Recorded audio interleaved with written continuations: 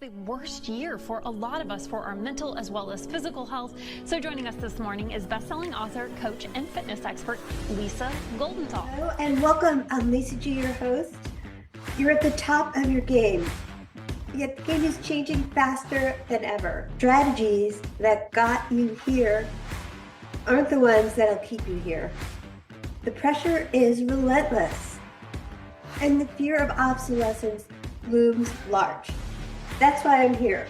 Welcome to the new podcast series, Disrupted: How to Be Gritty and Unlock Performance. This is your chance where I sit down with today's tops in business, mindset, wellness, and success to help you master disruption and thrive. Thanks for coming, and I'll see you soon.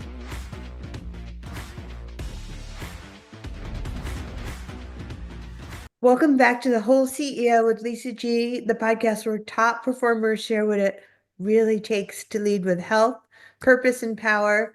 Today's guest is not just a board-certified dermatologist. He's a health visionary, wellness entrepreneur on a mission to transform how we think about food, longevity, and skin health.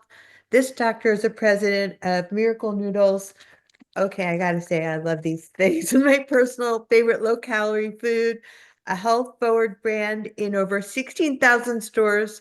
But beyond business, he's passionate educator, speaker, advocate for healing from the inside out and helping people live longer, look better, and feel unstoppable. Let's dive into the future of health, performance, and clean living. Welcome, Dr. Jonathan Carp. Thank you very much for that intro. Well, thanks for being here. I'm super fan of the Miracle Noodles. You talk about crafting a personal mission statement for health. How can high achievers create one that actually drives real behavior change? A lot of people, especially entrepreneurs, are familiar with mission statements, but a lot of them don't incorporate health into that mission statement. And I think it's very important to do so. I have a book that I'm still editing it, but one of the chapters is about crafting your personal health mission statement. And I think that's important because it is your responsibility to become your own authority in health. And in order to do so, you really need to be able to articulate what it is about your health that you are looking for, not just I'm healthy, but I want to be able to lift my grandkids, or I want to be able to do 100 push-ups, or in other words, I ask people in that chapter to get very specific on what that is. And for anyone who's familiar with crafting a mission statement, you know that it's something that evolves with time. And as time goes by, things change. And you revisit your mission statement all the time. And when you refine that from a health perspective, it's a completely different experience. And it's one that I try to get everyone to do, not just patients, but people who are just looking to improve their health. So that's separate from any business type mission statement that you have. Right. It's totally separate. Exactly. You can incorporate the two together. That is possible for sure. But I see it as a separate mission statement. That's interesting because I feel like without your health, you have nothing. You're working your whole life trying to build something and you don't have your health. It's said that you only have one wish. That's right. It's true. And, it's important for people to understand a few key metrics in terms of lab work. So, I encourage people to include that, some of those goals within their personal health mission statement as well. So I think as I said before, when you need to become your own health authority, and by doing so, you really do need to educate yourself a lot more specifically about what health is, not just from a feeling perspective, but from a measurement perspective. Wow. So the metrics, you mean beyond their body fat and BMI and all that kind of stuff? Yeah, certain lab tests, depending on the situation itself. It could be, various blood sugar or metabolic measurements like hemoglobin A1C or fasting insulin. It's on a case by case basis, but if you're not aware of what those numbers should be in your case, I think it's a call to become a little bit more proactive and educated about your particular situation. I couldn't agree with you more. I mean, it's your responsibility. Take it on for your own health. So what are some of the most overlooked connections between gut health, skin conditions, and performance? And what kind of advanced testing should we be paying attention to? Well, you don't necessarily need advanced testing, but there is sort of a new generation of testing, some of which are superfluous, some are helpful. Getting back to the first part of your question, the skin and the gut are known to be connected very deeply, and if your gut is not optimal and not healthy, that can lead to a whole host of skin conditions, from psoriasis to eczema to even acne and rosacea.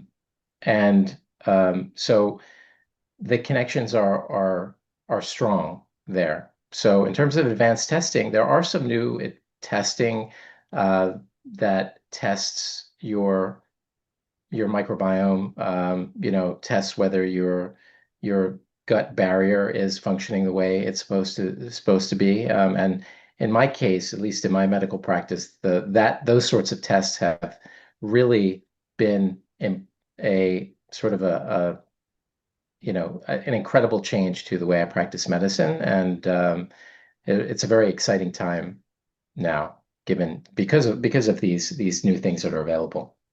That is very exciting. I mean, for me, I find that my skin health and my gut health are better if I just eliminate gluten for the most part. Like I'd say 80% of my diet. Do you try to do like elimination diets with people, or do you believe gluten is the devil? No, I don't think it's a devil, but the way our gluten is presented to us is not necessarily completely natural. We have a lot more gluten in some of the foods that we eat compared to hundreds of years ago. So um, the problem is that there are so many people who are already eating so many things that are horrible for their gut, that something that is somewhat natural like gluten can be an irritating factor to the gut. So I wouldn't call it the devil, but it is a increasing problem. I spoke at the Celiac uh, Foundation last year on gluten and its impact on the skin. And there are at celiac disease and such on the skin. And while it one of the big takeaways from that, talking to the other doctors who were presenting, is that the incidence of gluten sensitivity is a whole lot higher than you would ever expect. And so it definitely is an issue for sure. You can test, you can get, you can get tested to see if you're gluten sensitive. And so, um, it's certainly not a bad thing to try to go on a gluten-free diet and see, especially if you're having issues, and just see how it goes. But you really do have to give it a good 6 to 8 weeks to really give it a good try. Yeah, is it primarily because of some of the toxins in our soil that the gluten is in particular bad in the United States? No, it's more just the way that they've hybridized the plant and such. But some of the toxins and some of the pesticides in and of themselves have a gut irritating effect, which essentially it's almost like creating an open wound, and then gluten in and of itself can be slightly irritating, and so Yeah. it can make you a little bit more susceptible to getting irritated. But that doesn't mean you have celiac or that you have an allergy or anything of that sort. Interesting. Well, thanks for clearing that up for me. I know I have a lot of celiac people in my family and gluten sensitive people, but I know that our tribe sometimes is just more like that. But let's jump Mm. into Miracle Noodle a little bit into you've grown it into a massive brand. What lessons from entrepreneurship and marketing do you think apply to like your own personal health? Well, to my own personal growing the business and my personal health. Well, I just want to know first, I guess that's more of a two-part question. So let's split it in half and unpack a little bit some of your secrets to success for entrepreneurs and maybe listening to a business owners of your massive success with Miracle Noodles. Okay, well, I mean, one of the things was, I've always been into marketing since I was a kid. Okay. So I always emphasize for people who are starting businesses that you can't outsource marketing in the very beginning. It's very if you can't convince someone through a simple sales letter or online copy to buy your product, Yeah. and you're not capable of executing a few sales online through convincing someone that way, then Yeah. it's going to be an uphill battle.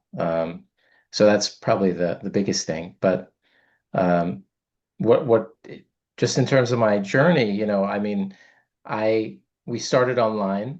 We were able to test the idea, and so I think starting online is always a good way to go about it. And Yeah. then once you feel like you're confident in the product and the ability to sell the product, then um, that's probably the most important start of any business. Well, thank you for sharing that. That's pure gold. I mean, just the fact that you're saying that you got to be able to sell it yourself. Marketing starts with you, and if you can't believe in your product and sell your product and start with that grassroots approach, then you can't just scale it, without having done that. Yeah, I think learning to write copy, a little bit of course, AI is actually pretty good with writing copy these days, but Ah, just understanding some of the basics of marketing, yeah, direct to consumer marketing specifically, yeah. is really super valuable. So you got to make it about what's in it for them, right? Definitely, yeah, no question about it. I believe in that. So what about optimizing your personal health strategy? Do you have any strategy based on your journey that you could help us with? Um, for entrepreneurs specifically, Yeah, yeah, yeah. I mean, rest, make sure, look, we all overwork. We're all overworked. There's no question about that, but everyone needs 1 day a week, yeah. prioritizing sleep, eating well, managing stress, all these things, all the basics really. But entrepreneurs tend to ignore those, in the hustle culture, especially young entrepreneurs, think that they're just going to hustle and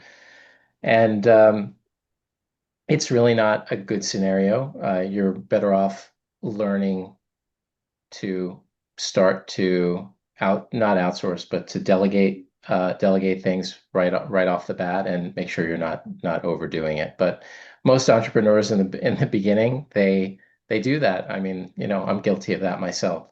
Ew, I Um, mean, I've been there. yeah.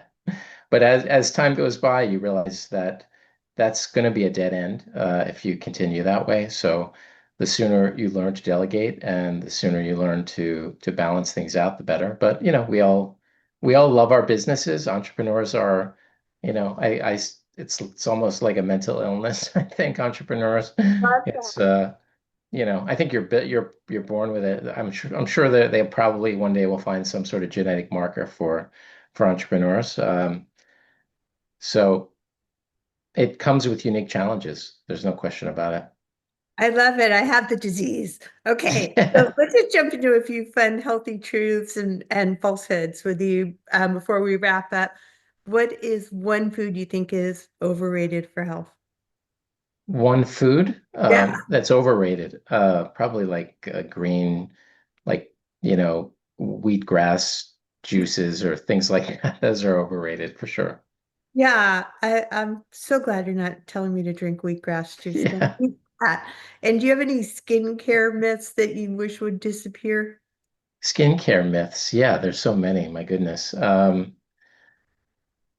Skincare myths. Well, that you don't need you don't need 20 different products to have healthy skin. That Guilty of that too. yeah. Um, you know, a mild soap, a good moisturizer, and good nutrition are really your best skin health tips. Nutrition is incredibly important for your skin. So, and the right balance of fats are super important for your skin. Um, so nuts and seeds, for example, are quite good for the oil barrier of your skin. So that's important. But your nutrition plays a huge uh, level of importance for skin. Yeah, how bad is it if you're thinking gluten is the devil, for example, but you're already eating like fast food and seed oils and tons of sugar and stuff like that? Like, what is like a couple of recommendations you have for people that want to live longer and be healthier and have better looking skin and gut health and all the good things? Yeah, well, all the fast foods are definitely gonna be a problem. The fats in those foods are no good because they get incorporated into the membranes of your cells and your skin. And sugar, when your blood sugar spikes, it actually changes the collagen in your skin, which basically causes it to to form wrinkles, basically. Ah, So your overall blood sugar is super important for overall skin health. There's so many different things we could go into. well, this is so interesting to know. I just don't know what I'm going to do with all those 20 products that I don't need. So you're saying nutrition over skincare that gives you the results faster. Yeah, I mean, everyone has different skin challenges, but nutrition in the long run is going to yield better skin for more so than any topical product. The advantage of the skin is that you can see benefits with different topicals because you're able to apply the medicine directly to the organ. You can't do that in every organ in your body, right? So you can see improvements in skin health just from topicals, of course. But they go away if you stop. With nutrition, that's a different scenario. So if you're um, you're basically preserving your collagen if you're making sure that your metabolic health is optimal. Awesome. Okay, final question then. Do you have any favorite longevity tip that takes like 30 seconds, or is there any longevity wisdom bombs you want to drop on our audience? Probably the biggest is making sure you're getting a good night's sleep. That's probably the biggest thing you could possibly do. It just improves everything. Every cell in your body is working on a clock. And if you're not paying attention to how that clock functions through, improper light and through not setting consistent routines for every, for sleep, rest, etc., that is going to cause you incredible amounts of problems everywhere. And so setting a good timing routine with sleep is probably the biggest thing you can do for your health. Well, thank you so much, Dr. Carp. This is like amazing. I could talk to you all day because biohacking, longevity, skincare, healthcare, all of the things are my favorite topics. But I know it's a short podcast, so uh, Yeah. thank you for being a great guest. Where can people find more of you and Miracle Noodles? Yeah, well, we're in many stores, Walmart, Whole Foods, Sprouts. Our newest product is an egg white noodle, so it's 10 grams of protein, no carbohydrates, just egg whites and water. That you can find it at Walmart and Sprouts nationally. Otherwise, you can find. I guarantee you, there's a store near you that has it, and it's great for blood sugar and making you feel full, and has takes on the flavor of everything you cook with it. So it's incredibly versatile and a great way to not miss a comfort food experience. You can have your noodles and get health benefits and enjoy, everyone loves pasta and noodles, so it's a good option for a lot of people. Good old comfort food. Well, thanks, Dr. Jonathan Carp. It was wonderful speaking with you. Thank you.